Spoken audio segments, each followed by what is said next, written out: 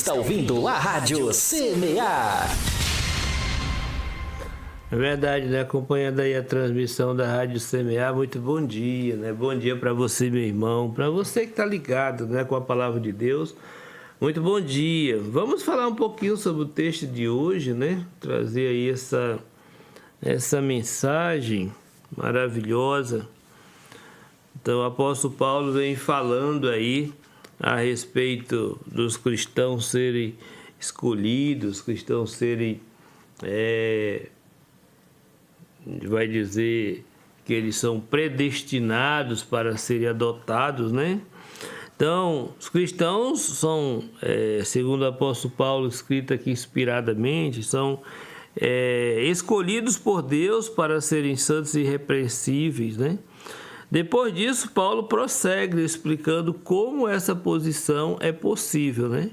Ou seja, os filhos adotados por Deus são redimidos pela morte sacrificial de Cristo, sendo consequentemente perdoados de seus pecados, né? Perdoados de seus pecados pela graça. Essas são as próximas duas bênçãos espirituais descritas em Efésios. Nós estamos aqui pegando como base o texto do capítulo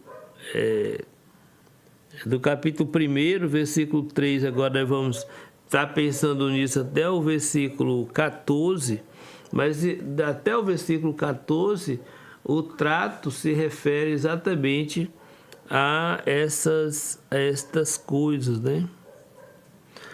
Então, Paulo lembrou aos irmãos efésios da terceira bênção espiritual desfrutada em Cristo. No versículo 7 da primeira parte, ele diz assim, no qual, em Cristo, né, temos a redenção pelo seu sangue. Nós fomos redimidos, né? Fomos redimidos pelo sangue de Jesus. Isso é algo que a gente pode dizer, é algo grandioso, né? É algo grandioso. Nós fomos redimidos, comprados novamente, né? Pelo sangue de Jesus. Então houve um preço que foi pago para que nós pudéssemos ter os nossos pecados perdoados. E esse preço que foi pago foi exatamente o sangue do Filho de Deus. Então nós fomos redimidos e recomprados por Deus por meio do sangue de Jesus. Que coisa maravilhosa, né, irmão? Deus poderia simplesmente ter largado a gente de mão, né? Ah, deixa essa raça para lá, não vou mexer com isso não. Ah, não vou pagar porque eles fizeram muita coisa ruim, muitas coisas ruins. Ah, não vou ajudá-los, não vou cuidar deles porque eles foram desobedientes também. Deus poderia. E se Deus fizesse qualquer uma dessas coisas, Deus não teria problema nenhum, né? Não tem problema nenhum. E ninguém teria o direito de reclamar, o Senhor não fez. Não fez por quê? Não fez porque não houve a contrapartida do homem com relação ao propósito de Deus, né? Então, a palavra redenção tem um rico histórico e é um dos termos mais significativos para descrever a nossa relação com Deus. Em vez do tempo aorístico, que fala da ação no passado, Paulo usou o tempo presente, algo que ocorre enquanto o locutor está emitindo a declaração. Ou seja, a bênção da qual ele falou aconteceu no passado, mas teve benefícios presentes e futuros. Os que estão em Cristo agora, nesse tempo, nesse presente momento, têm em posse os benefícios da redenção. Ou seja, nós estamos em Cristo graças à redenção que há em Cristo Jesus. Todas as bênçãos espirituais estão em Cristo. Por isso, nele, né, temos a redenção. As pessoas querem muito serem abençoadas por Deus. Amém. Glória a Deus por isso.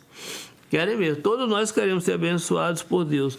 Mas para ser abençoado por Deus, né, de forma especial, aí, é preciso estar numa determinada posição. E o texto, ele vai afirmar repetidas vezes que para nós sermos abençoados devidamente, como Deus assim espera, Deus quer, nós precisamos, meus irmãos, estar em Cristo. De repente você é uma pessoa que se acha estar em Cristo, amém. Mas é preciso você ver que existe na Bíblia a descrição perfeita de como a gente entra em Cristo.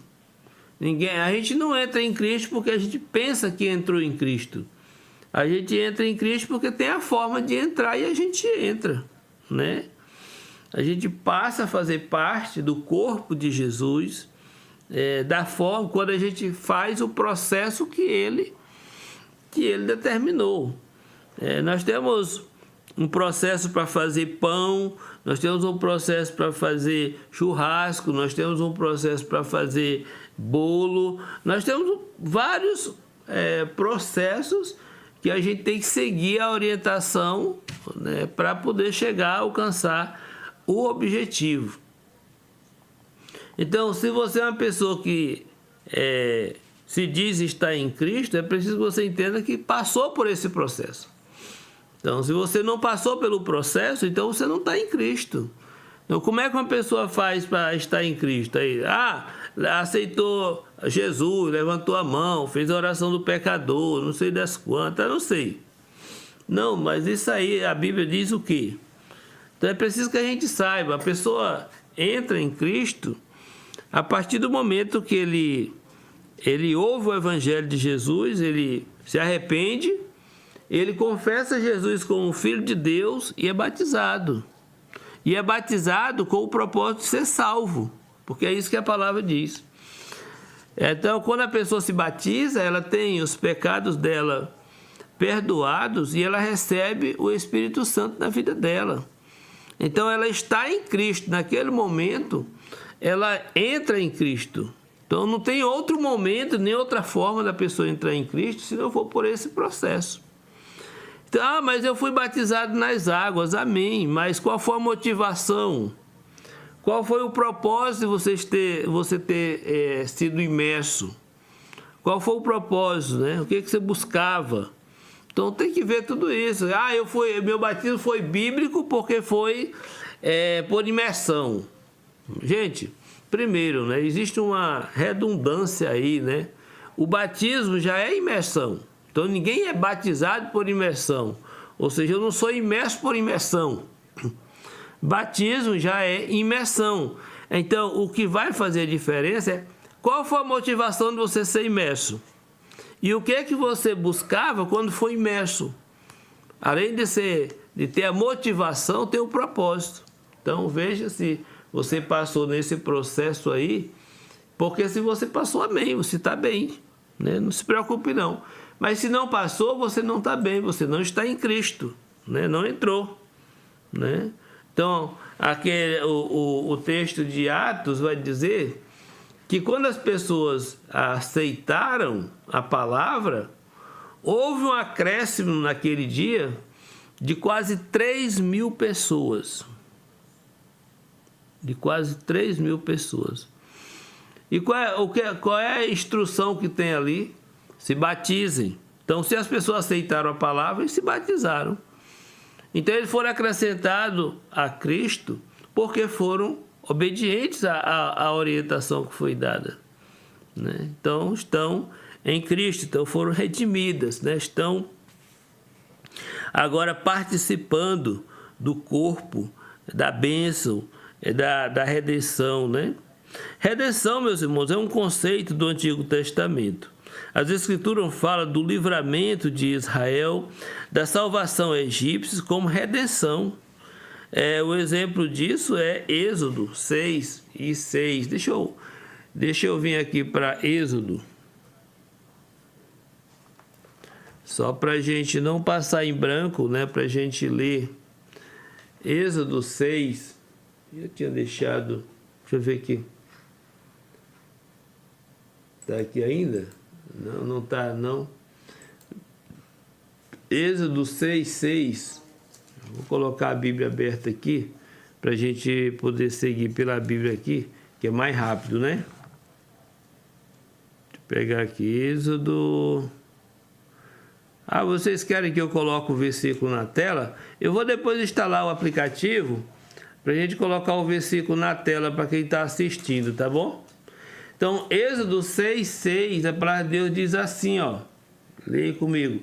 Portanto, digo aos filhos de Israel, eu sou o Senhor, vou tirá-los dos trabalhos pesados do Egito e vou livrá-los da escravidão. Vou resgatar vocês com bênção estendido, com braço estendido e com grande manifestação de juízo. Então, essa libertação que Deus realiza, né, para com Israel, quando eles estão ali escravizados no Egito, é a redenção de Deus para com eles também. Essa mesma palavra que está sendo usada ali, tá bom?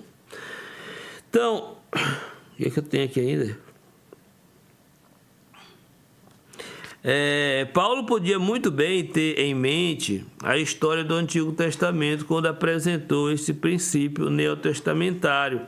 A palavra redenção vem de apolutroses e o verbo significa redimir alguém, pagando um preço. Libertar alguém mediante recebimento de um preço. Então, a gente já tem aí, já lemos aí, a gente já leu aí o texto de... Já lemos aí o texto... Bíblia. Já lemos aí o texto de Êxodo, falando desse propósito de Deus de redimir, né? De redimir esse povo, né? Que estava ali a ser escravizado, né? Mas Deus, pela sua misericórdia e graça, vai redimi-los, né? O substantivo dessa palavra carrega a ideia de soltura efetuada por um pagamento de resgate, né? Ou libertação. Libertação procurada por pagamento, né? De um resgate. Então, redenção está acompanhada também no texto grego do artigo definido, a redenção.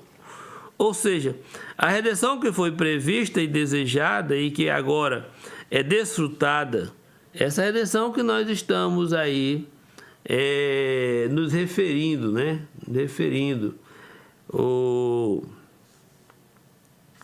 Os estudiosos, né? Não são unânimes quanto ao termo incluir ou não livramento. Eu acho que a palavra livramento e resgate, eu não sei se combina bem. O que vocês acham? Acha que dá certo? Livramento?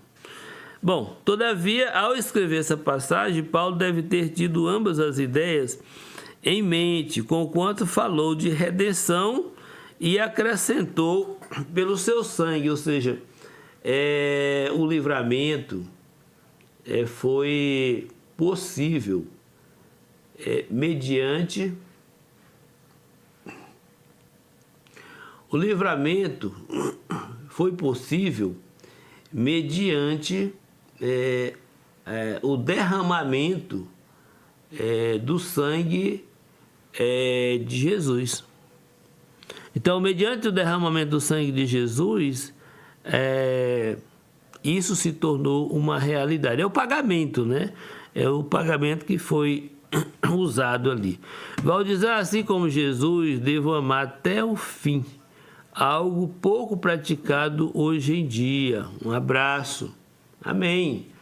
Glória a Deus, meu irmão. Glória a Deus, né? A gente é desafiado. A gente é desafiado todos os dias, meus irmãos, a gente é desafiado todos os dias a prática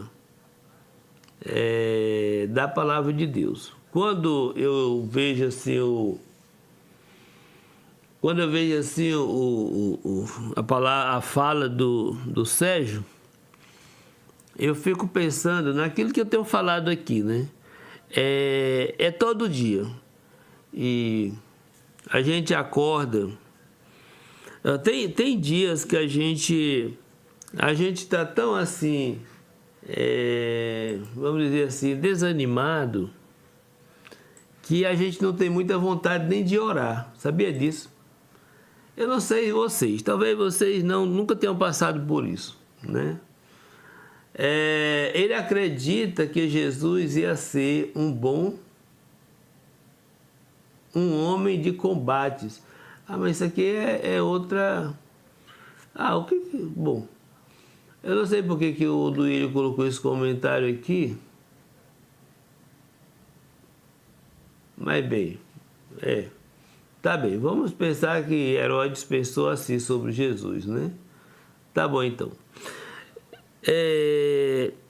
O sangue de Cristo é o preço pago pela soltura do pecador. Por isso, Paulo disse, porque fostes comprado por preço, aqui em 1 Coríntios 6, ele vai dizer, vocês foram comprados por um preço, né? O que o texto diz? Capítulo 6 e no verso 20, ele diz, porque vocês foram comprados por preço, agora pois glorifique a Deus no corpo de vocês. Ou seja, a gente foi comprado. Então isso tira de nós o direito de estar, como é que eu digo, né? Tira de nós a liberdade, o direito de estar fazendo o que quiser com o nosso corpo, né? Porque o corpo não é nosso mais, a gente foi comprado, né? Lembra? E mais, né? Segundo, a gente pressupõe que todos que estão em Cristo morreram para si mesmo. Aí o bicho pega, né? Morreram para si mesmo. Gente, é sério? Eu vejo tanta gente reclamando, tanta gente cheia de não pode, cheia de não gosta, cheia de não sei o quê. Como é que o morto reclama? Vai entender um negócio desse, né? Comentário aqui do Sérgio, assim, todas passam por isso. Desânimo. Aí nos lembramos de Cristo. E sei que você se lembra dele e nos faz lembrar a cada dia aqui na rádio. Grato. Rapaz, olha, Sérgio, ser honesto, né? Tem dias que a gente acorda, não tem vontade nem de levantar da cama. Estou falando isso, meus irmãos, não é para desanimar vocês, não. É para dizer para vocês o quanto eu preciso das orações de vocês. Fácil não, mano. Pedro acrescentou e disse o seguinte, vocês fostes resgatados pelo precioso sangue, o sangue de Jesus Cristo, né? Vamos ler 1 Pedro 1,18, deixa eu voltar aqui. Onde é que eu estou aqui? Deixa eu voltar aqui para 1 Pedro. Aqui eu abri a Bíblia e fica mais rápido, né? Capítulo 1, eu vou ler aqui o versículo 18 e 19, que ele diz assim, sabendo que não foi mediante coisas perecíveis, como prata ou ouro, que vocês foram resgatados da vida inútil, que seus pais lhes legaram, mas pelo precioso sangue de Cristo, como de um cordeiro sem defeito e sem mácula. Então, não foi por qualquer coisa, foi algo precioso, né? Ele diz, porque a redenção custou o sangue de Jesus. Por que a redenção tinha que custar o sangue de Jesus? Então, em Levítico 17:11, contém uma afirmação, né? Uma afirmação elucidativa, em que os sacrifícios do Antigo Testamento são explicados. Deixa eu ler, ou melhor, aqui, ó. Moisés diz o seguinte: porque a vida da carne está no sangue. Então, quando é o sangue, porquanto é o sangue que fará expiação em virtude da vida. Assim como o sangue de animais oferecidos em sacrifício temporariamente aplacava a ira de Deus em relação ao pecado, lá no antigo Israel, a vida de Cristo sacrificada pelos pecadores trouxe alívio permanente da ira e da justiça de Deus em relação às vidas condenadas ao pecado, né? Então, pelo sangue, pelo seu sangue, contém a preposição de a, né? Que mostra que o sangue de Cristo é o meio pelo qual o pagamento pelo pecado foi efetuado, né? Segundo a santa lei de Deus, o salário do pecado é a morte, né? Aquilo que nós temos aqui em Romanos 6:23, né? Mas Cristo pagou por nossa redenção com seu sangue. Então, uma vez que Cristo já pagou pela redenção, já pagou pela nossa redenção, então nós estamos resolvidos. A nossa situação está resolvida, né? Graças a Deus, né? Ô, Nete, assim, ó, não te preocupe, você só tem que, às vezes, Nete, a gente tem que pagar, às vezes não, para estar em Cristo, a gente tem que pagar um preço. E muitas vezes o grande problema é que nós não estamos dispostos a pagar o preço para estar em Cristo. Não sei se esse é o seu caso, mas por acaso esse for o seu caso, pense sobre essa questão. De repente pode ser que você não esteja disposta de fato a pagar o preço. Irmã Lucidalva, bom dia, né? Bom tê-la aqui com a gente também, né? Eu estou trabalhando aqui e olhando, existe aqui umas e outras que me preocupam. Ontem saiu uma atualização do nosso painel de vídeo e essa atualização trouxe algumas alterações que não estão se ajustando bem na transmissão do painel. Então, para quem está acompanhando no site, percebe, eu acho que está percebendo algumas quebradas, né? Também nosso sistema aqui está passando por umas e outras com relação à transmissão no canal do YouTube. Parece que tem momento que dá uma travada, porque tem momentos aqui que eu vejo que o sistema ele dá uma quebrada, né? Então, eu estou acompanhando tudo isso com preocupação, mas pensando já em soluções, tá, irmãos? Vamos falar, então, da segunda parte, que diz respeito que nós somos perdoados pela graça de Deus, né? Então, vamos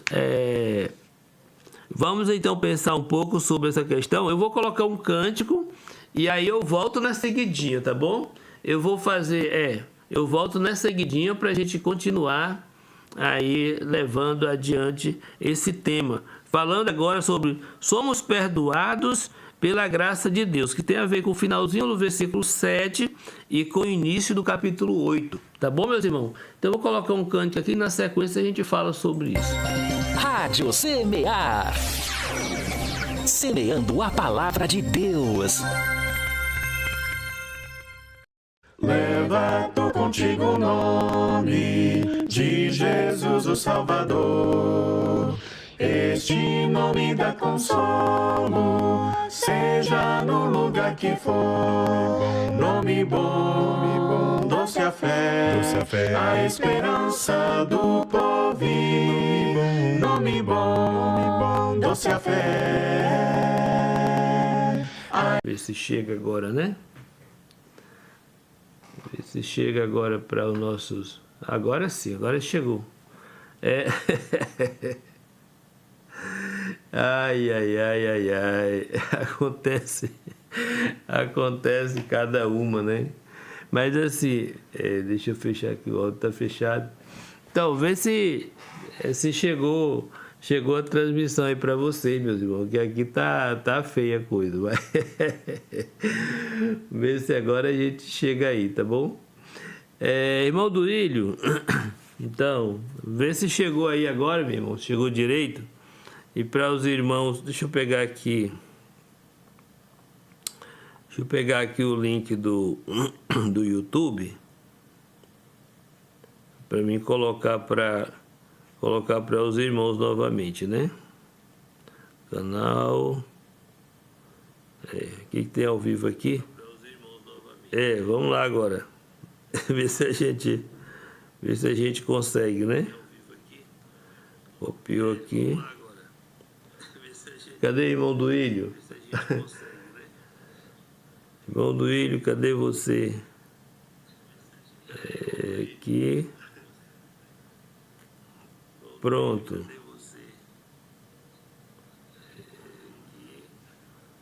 Já está aí. A transmissão é transmissão recuperada, né? Cadê aqui? Já está aí. A transmissão é transmissão recuperada, né? Eita, paz. Acontece, né? Vamos ver se a gente consegue agora deixar os irmãos conectados. Acontece, né? Pronto, link novo aí. Link novo aí, eu acho que agora vai. Pronto, link novo aí. Bom dia, meu irmão. O rádio está difícil de ouvir. Deixa eu ver aqui. Cadê a irmã Lucidalva?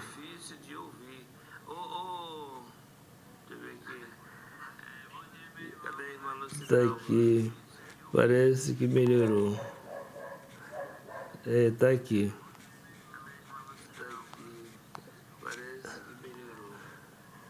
É isso. Bom dia, meus irmãos. Rapaz, acontecem umas coisas assim meia fora do nosso controle, né? Então, já mandei aí para a irmã Lucidalva também um novo link para ver se a gente consegue, né, se conectar, porque ficou feio o negócio aqui. De repente, deu um bug grande, né? Mas assim, não existe nada que a gente não possa dar uma melhorada, né? Não existe nada que a gente possa dar uma melhorada. Vamos ver se a gente consegue agora. A parte que vocês supostamente não ouviram, eu também não dei continuidade à lição, né? Dar continuidade à lição a partir de agora, a partir daqui. Então, nossa lição diz o seguinte, versículo 7, a última parte do versículo 7 e a parte inicial do versículo 8. Assim, a remissão dos pecados, segundo a riqueza da sua graça, que Deus derramou abundantemente sobre nós. Então, Paulo ele tinha dois atos em mente quando escreveu sobre a redenção pelo seu sangue.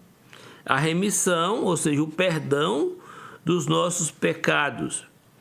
Então, a redenção ocorreu na cruz, quando o sangue de Cristo pagou pelo pecado de todas as pessoas.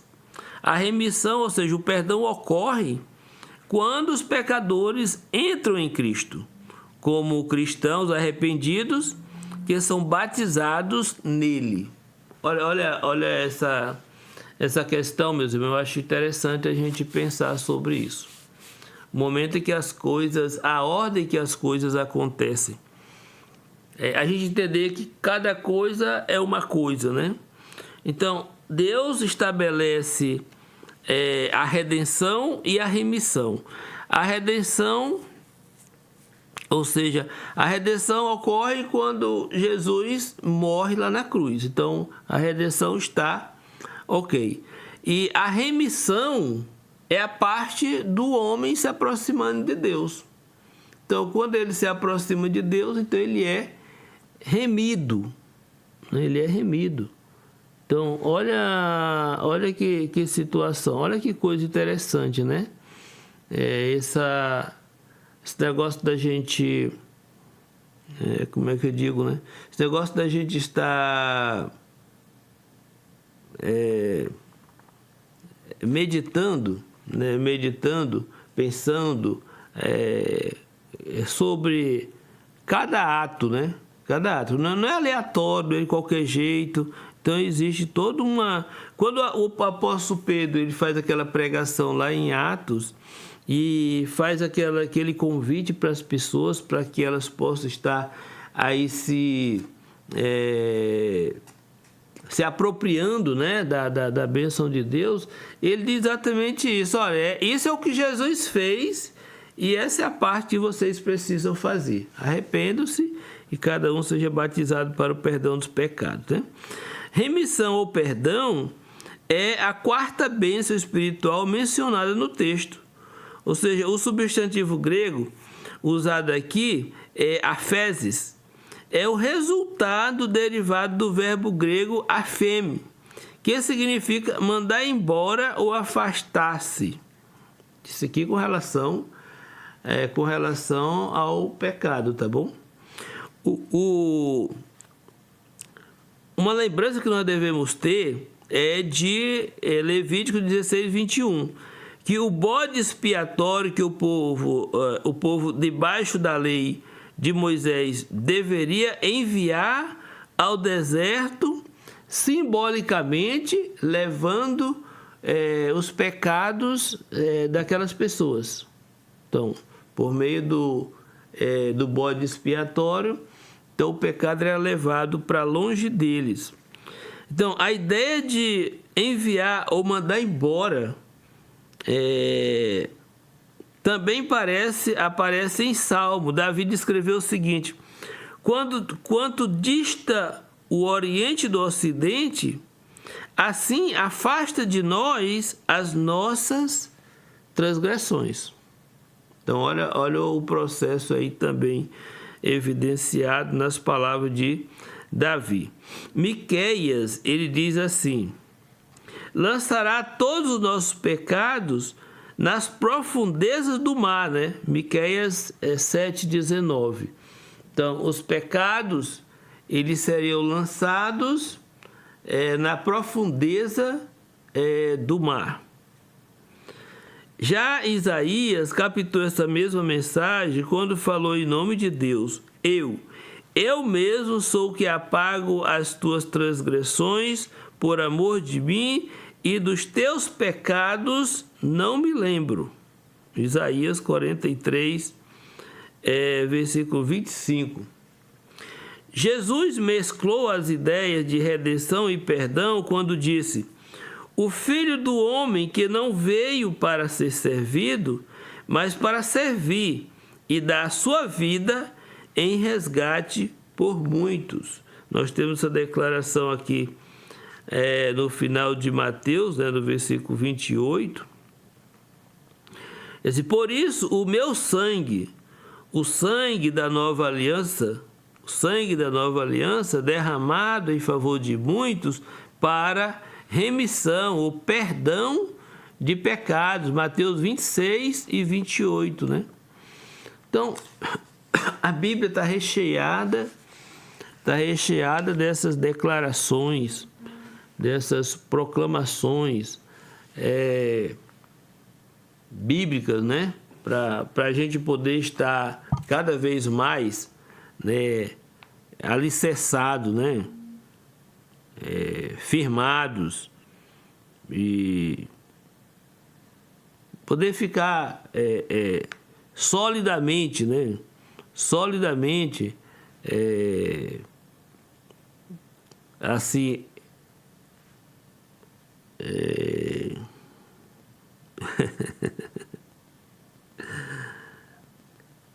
ficarmos solidamente alicerçados naquele que é a rocha eterna, a rocha de Deus, né? Aquela rocha em que, uma vez que a gente está ali firmados, nada pode nos afastar, nos separar, nos destruir, nos derrubar, vamos dizer assim, né? Então, outra coisa interessante é que o vocábulo grego aqui, traduzido por pecados, vem de paraptoma, que descreve o pecado como um lapso ou uma queda para um lado, né? Isso distingue esse vocábulo de outros termos do Novo Testamento que descrevem o pecado como anomia ou ato ilícito, né? Ato ilícito. E também adíquia, que é injustiça. E a palavra mais comum no Novo Testamento para pecado é hamartia, que se aplica não só a atos de pecados, mas a pecado como poder, hábito, condição. Quem vive em pecado está vivendo uma vida ilícita e debaixo do poder do pecado.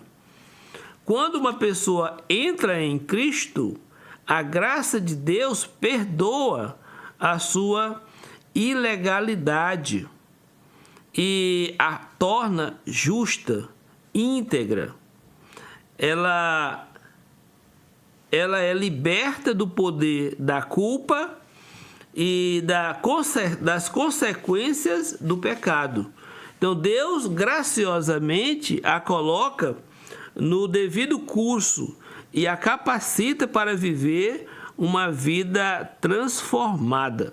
Uma coisa interessante que eu estava falando hoje era exatamente essa questão de que a palavra de Deus, ela tem o poder de transformar vidas. Então, nós fomos refeitos em Cristo para uma nova vida, para fazer parte daquele projeto que Deus tinha desde o início. Então, agora é para fazer coisas novas, viver uma vida nova.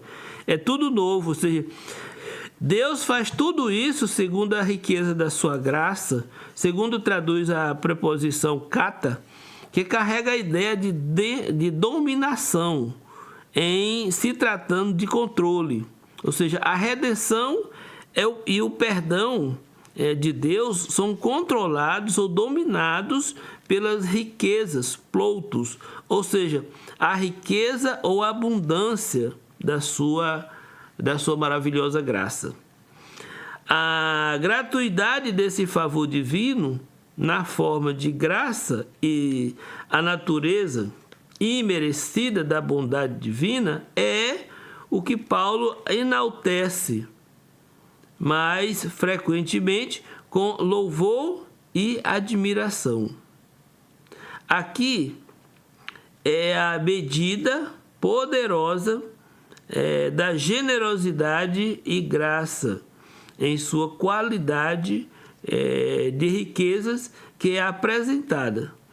Esse conceito magnífico da riqueza da graça a nós concedida por Deus e que está em Cristo para nós é uma ideia peculiarmente paulina. O apóstolo Paulo que traz à tona toda essa manifestação, essa declaração, né?